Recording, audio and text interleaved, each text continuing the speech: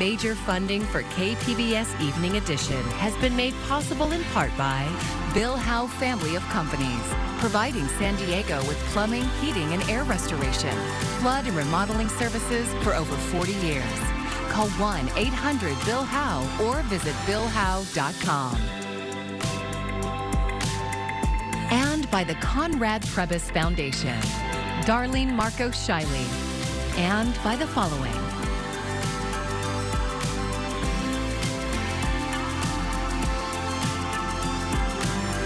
And by viewers like you.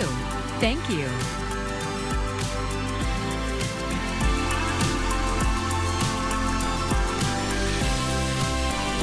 San Diego Mayor Todd Gloria gave his annual State of the City address this afternoon, fresh off of his re-election. Thank you for joining us. I'm Maya Trabulsi. It comes as the city faces a multi-million-dollar budget deficit.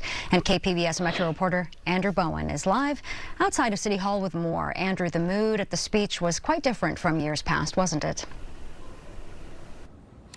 Yeah, Maya, well, the biggest difference from past speeches was the location.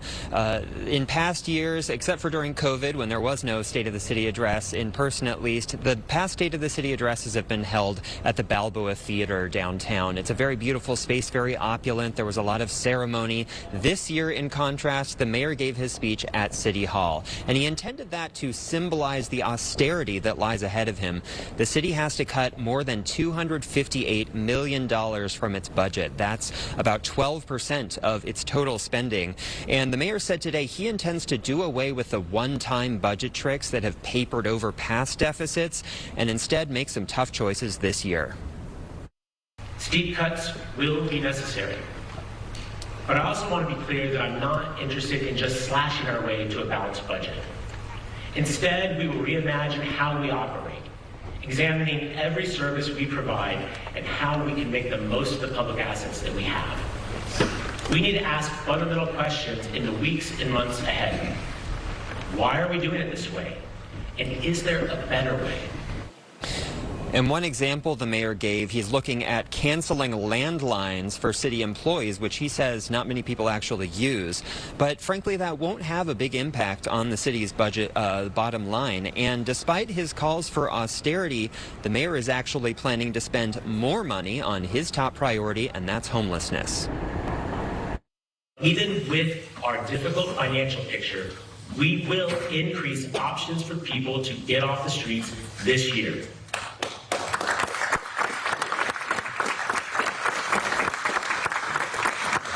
We will open a new safe parking site at H-Bears, as well as other new shelter facilities. Because there are people who are still suffering out on our streets and sidewalks and canyons each and every night, and they need our help. And Mayor, Maya, it's still unclear how the mayor is going to pay for those additional shelters and homeless services.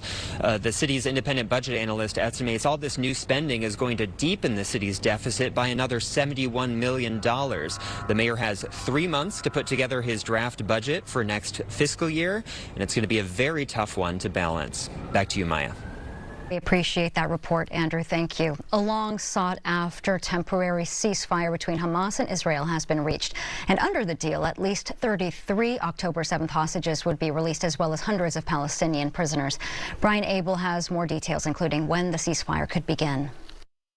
At long last, I can announce a ceasefire and a hostage deal has been reached between Israel and Hamas.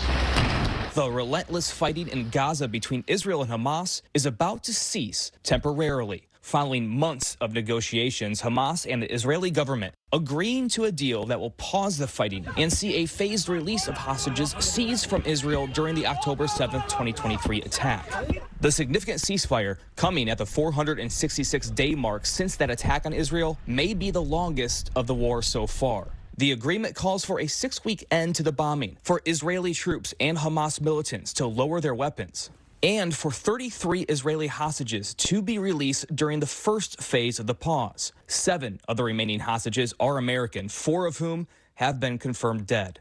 Some of those Americans will be released in the initial phase. In exchange for the hostages, hundreds of Palestinian prisoners will be released by Israel, including those convicted of killing Israelis. This deal was developed and negotiated under my administration, but its terms will be implemented, for the most part, by the next administration.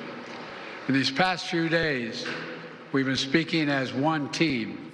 President-elect Donald Trump posting on Truth Social, "We have a deal for the hostages in the Middle East. They will be released shortly. Thank you." News of the ceasefire brought hundreds to Tel Aviv's Hostages Square. Sources familiar with the matter saying the ceasefire and hostage release, the first since last November, could begin as early as Sunday. In Washington, Brian Abel reporting. Well, happy Wednesday, everyone. As we head into the weekend, a few weather headlines here that we are tracking. Fire danger will continue with that dry and windy weather in the forecast. I'm also tracking lots of sunshine here as we head throughout the next couple of days. We will see some chilly starts and some mild afternoons, but how chilly are we going to be starting off? I'll detail that updated forecast coming up. And a red flag warning for San Diego County is expiring soon, and power is being restored for SDG&E customers. And right now, power is still off for more than 2,200 customers. SDG&E conducted public safety power shutoffs in 21 communities due to fire weather conditions. And our media partner KGTV spoke to one mother in Alpine who says the constant shutoffs have caused anxiety for her son who attends school online. He's failing 2 classes because he couldn't take the time test, because he couldn't log on.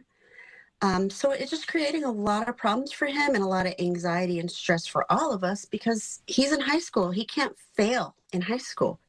And she also adds that her son has missed several days of school because of the outages, and it's starting to affect his grades. The red flag warning is set to end at 6 p.m. The death toll in the Los Angeles fires is now at least 25, according to the county medical examiner's office. Millions of people are under a critical fire threat today, and air quality monitors say current readings could be worse than shown as larger particles evade detection by regular sensors. Maribel Gonzalez is in Altadena with the latest. In the past 24 hours, there's been little to no fire growth on both incidents. CAL FIRE confirming Wednesday morning that they may be getting the upper hand on 2 of the state's most destructive fires ever, the Palisades and the Eaton. As of midday, containment on both had risen slightly since yesterday. However, air quality is posing serious health concerns. Around 17 million residents are under advisories for wind-blown ash and dust through this evening. And there are many other fire zone hazards yet to tackle, including downed power lines, broken gas lines, hazardous materials, and unsafe water.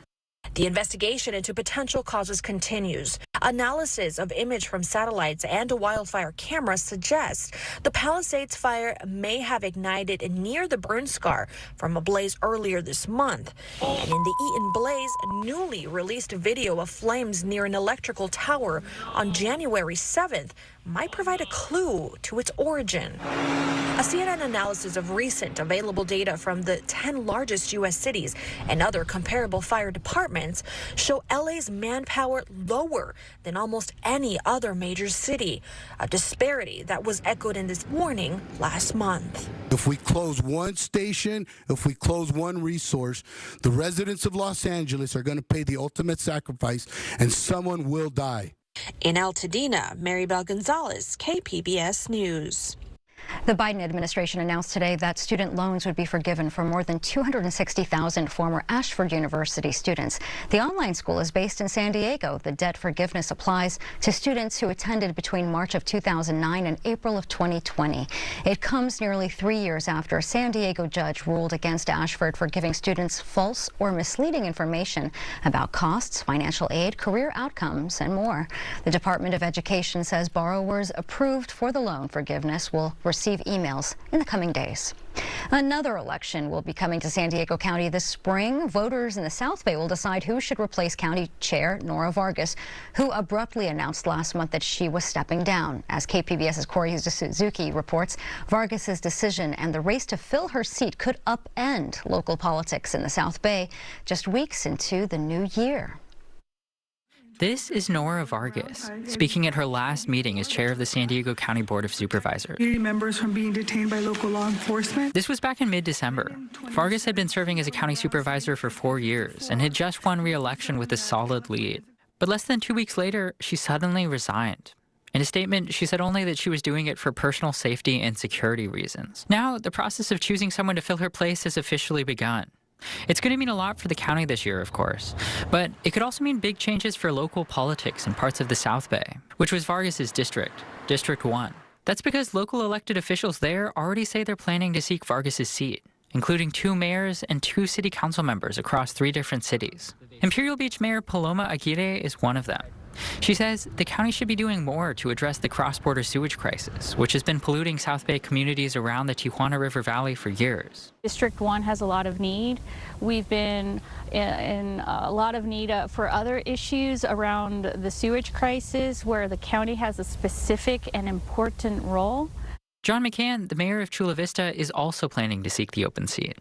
He points to public safety as a key issue for voters. We need to create good new ways to be able to recruit and retain our deputy sheriffs, as well as making sure that we're communicating well with federal law enforcement. 2 other South Bay politicians have also announced plans to seek the vacant seat. Chula Vista Councilmember Carolina Chavez and San Diego Councilmember Vivian Moreno. They weren't immediately available for interviews. Regardless of who wins the special election, there will be ramifications in the South Bay, including new rounds of special elections or a long appointment process to fill the seat of the winning candidate. In Chula Vista, the county's 2nd largest city, McCann's departure would be big news. McCann is the only Republican on the council and has almost 20 years of experience in city government. This year is also a crucial one for the city. Chula Vista is preparing to welcome a new film studio, programs from San Diego State's nursing school, and the long-awaited Bayfront Resort and Convention Center. I think it means a lot of things for Chula Vista, especially when we're in the middle of important developments. Sebastian Martinez is a community advocate in Chula Vista. We're also in the middle of what's, to be fair, a lot of difficult times that have been in Chula Vista, a lot of scandals, a lot of legal troubles that are happening right now at the city level. So I think all of those are worthy questions to look into what the impacts of that could be with leadership shifting. Over in Imperial Beach, voters could see a similar disruption if Aguirre leaves. The mayor has been an outspoken advocate for more research and stronger public health measures around the sewage crisis. Her replacement might have different priorities. Aguirre acknowledges that the race will be disruptive. As a board member on MTS, the public transit agency, she says she saw firsthand the disruption it caused when another county supervisor resigned suddenly 2 years ago. Right, that's why I led with it's unfortunate, because the ramifications of this are vast. We lived that through the vacancy of Supervisor Fletcher when he first left. At the time, he was the chair of MTS. The ripples from Nathan Fletcher's resignation, she says, are still being felt today. McCann in Chula Vista says restoring representation at the county level is more important than anything else. We all have to be flexible. Nobody ever thought the county supervisor would be stepping down. I wish her well, but the reality is we need to have leadership. Martinez, the Chula Vista advocate, thinks many South Bay residents are tired, especially after last year's long election cycle. You take the time to go out to vote for someone. I think you expect them to finish out the job, and I think you expect them to finish out the job without scandal, hopefully, and that's been difficult to do in this district in general. Martinez wonders how many people will be excited to see their elected leaders seeking a new job, just weeks into the new year. Corey Suzuki, KPBS News. The special election is scheduled for April, and if there is not a clear winner, the top 2 candidates will head to a runoff election over the summer. There is a dispute going on over the ownership of the San Diego Padres. For our Why It Matters segment, Voice of San Diego editor and CEO Scott Lewis explains how it could impact the team and the city.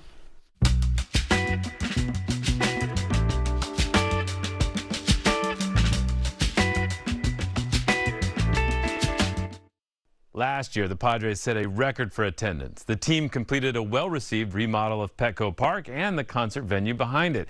Baseball America magazine named the Padres the MLB Organization of the Year. From the in-stadium announcer to the social media crew to broadcasters, everything was of the highest quality. But this is San Diego sports. Something had to go wrong. And now the future of the Padres is in question because of a dispute about who should run the team. Peter Seidler was the owner, but he died in 2023. Last week, his widow, Sheila Seidler, sued Peter's brothers.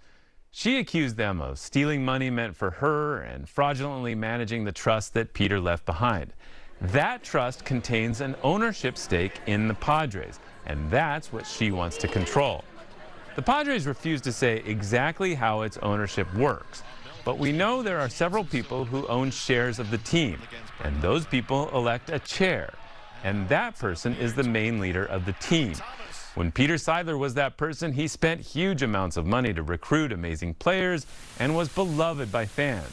Now we have to wonder if the people he hired will be able to ignore the ownership fight and keep operating as they have been.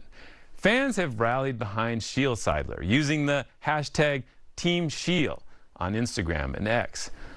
The brothers say they are determined to continue their brother Peter's legacy of excellence. And he could have set it up for his wife to oversee the team if that's what he wanted. Apart from baseball, the Padres are in charge of one of the biggest developments in downtown San Diego, Tailgate Park. And they still lease Petco Park from the city. Peter Seidler gave us a glimpse of what it looks like when the team pursues excellence and takes risks. Lots of San Diegans now expect nothing less. I'm Scott Lewis with Voice San Diego, and that's why it matters. Voice of San Diego is one of our partners for the Public Matters Initiative. You can learn more at kpbs.org/Public Matters. The November election saw widespread shifts away from Democrats and toward the Republican Party. One of the biggest local changes came in Imperial County. KPBS Imperial Valley reporter Corey Suzuki has more. It was a narrow victory, decided by a difference of less than 500 votes. But in December, the final election results showed that Donald Trump had won Imperial County. That's a big change in the region, a farming county where many families are working class and most people identify as Latino. Voters here usually lean Democratic in presidential elections. In 2016 and 2020, Trump lost by wide margins. It's not totally clear why this election was different. Some experts say people probably shared the national worries about the rising cost of living. Others say the results were a sign that voters in Imperial County feel abandoned by both parties. Carlos Bolivar lives in the city of Imperial. He thinks Trump's win was also a result of the biases that Harris faced. I think there's still people here in this valley that are not too keen on having a female president, especially one of color. And if a person was able to open their eyes and look beyond that and look at the qualifications, you should have had a different turnout. Bolivar says he's a registered Republican, but he crossed party lines to vote for Harris after hearing Trump talk about being a dictator on day one. Bolivar is apprehensive now about what that victory is going to mean for the country.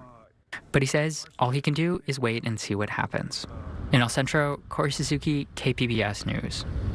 And to see maps of how voting shifted across the region, you can go to kpbs.org/VoteShift. With the devastation from the wildfires in Los Angeles, residents in North County want to call attention to a proposed development in a high fire risk area. They tell KPBS North County reporter Alexander Nguyen that if approved, it could worsen the fire danger. Well, we'll die.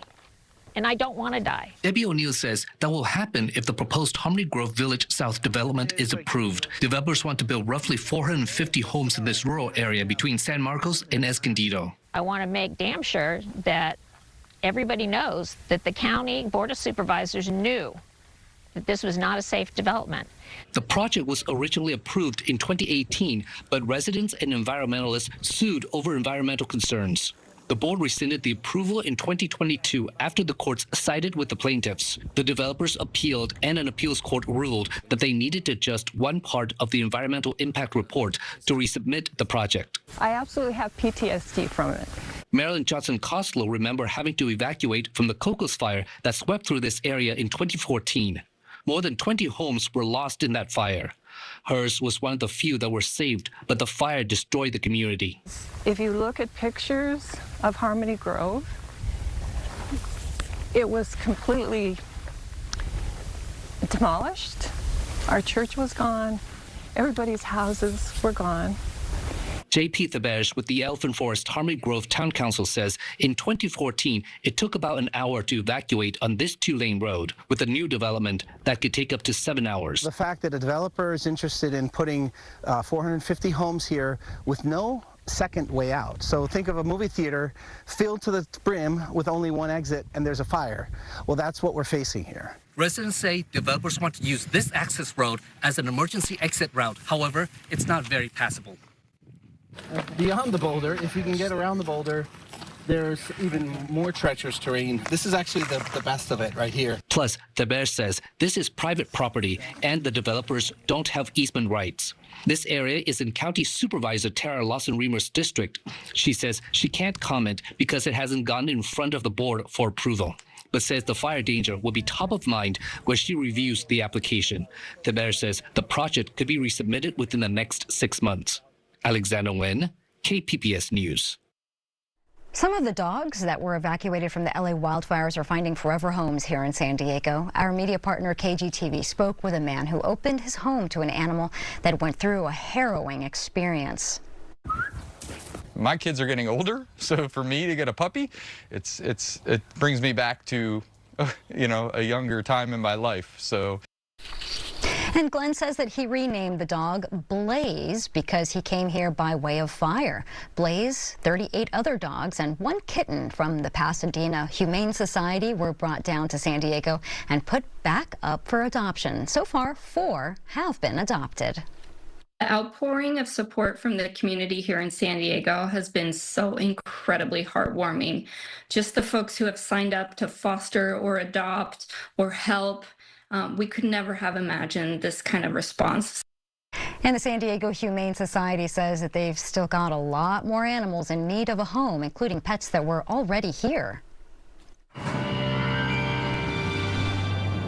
As we head into tonight, I'm tracking mostly clear skies, but there will be some low clouds near the coast. Overnight lows a little bit chilly, as I was talking about, dipping into the low 40s. Some areas will see overnight lows in the 30s. Future track radar showing that as we head throughout tonight and tomorrow morning, we'll see some of that cloud coverage there across the coast, but most of the cloud coverage will stay well offshore here as we head throughout Thursday. However, right around midday, we will start to see some of that cloud coverage trying to work its way back onshore, and we will see some showers, but it looks like the showers will stay south of the border here as we head throughout your Thursday afternoon. There will be some developing snowfall here across parts of Arizona, but overall, that's going to be about it. And then as we head into late Thursday, early Friday, we will start to see more cloud coverage. That's when the clouds really start to roll in here as we head into the weekend. But overall here for your Thursday afternoon across the entire Southwest, it is going to stay dry.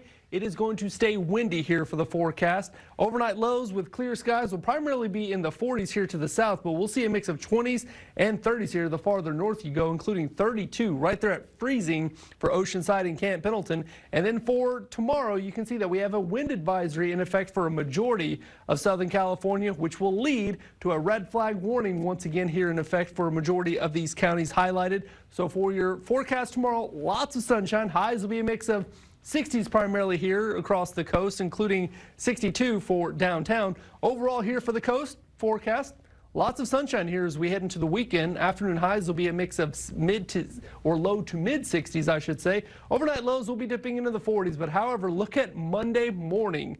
A big cold snap moves in with overnight lows below freezing here across the coast. Inland temperatures will once again stay in the mid to upper 60s, lows in the 40s, but once again, look at Monday. Overnight lows dipping to around freezing. Across the mountains, we'll really start to see that cold air moving in on Monday. And then across the desert, we'll see temperatures in the 70s before dipping into the 60s this weekend.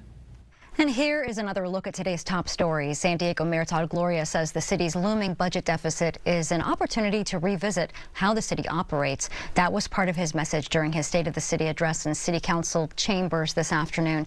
Even with a difficult financial picture, Gloria said the city will increase options for people to get off of the streets this year. And that includes a new safe parking site and shelter facilities. A red flag warning for San Diego County is set to expire in just a few minutes. SDG&E is restoring power for customers right now. Power is still off for more than 2,200 customers. SDG&E conducted public safety power shutoffs due to the weather conditions. If you've reached the point in your dry January where you might cave to temptation, well, here is some motivation. Some households that skip booze for the month or longer also find that they save some money.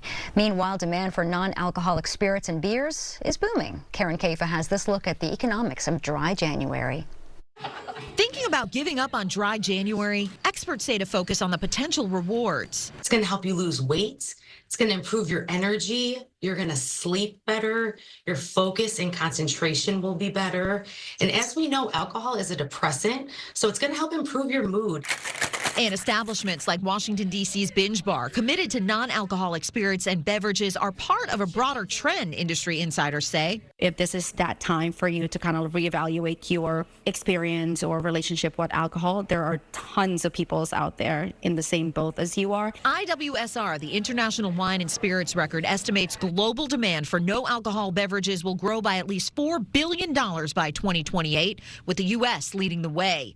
Life and sobriety coach Casey McGuire-Davidson says younger millennials and Gen Zers who have reached drinking age have a different attitude about alcohol and mental health. 10 years ago, it wasn't widely reported that alcohol increases your anxiety and depression. I think younger generations are much more attuned to mental health concerns. And Davidson says kicking red wine has boosted her bank account. Over 3 months, it was over $1,500.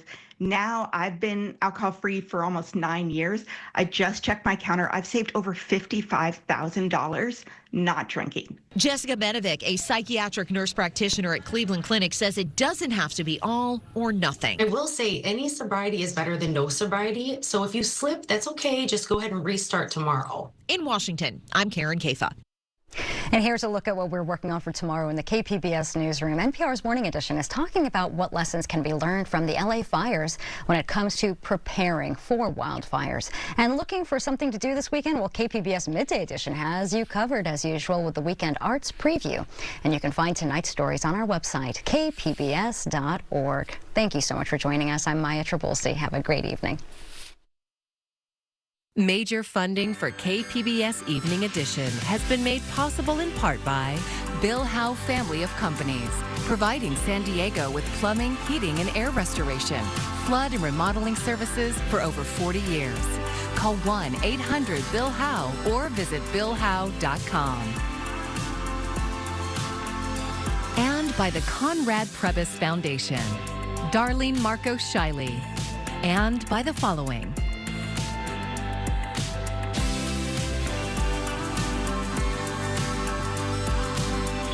And by viewers like you. Thank you.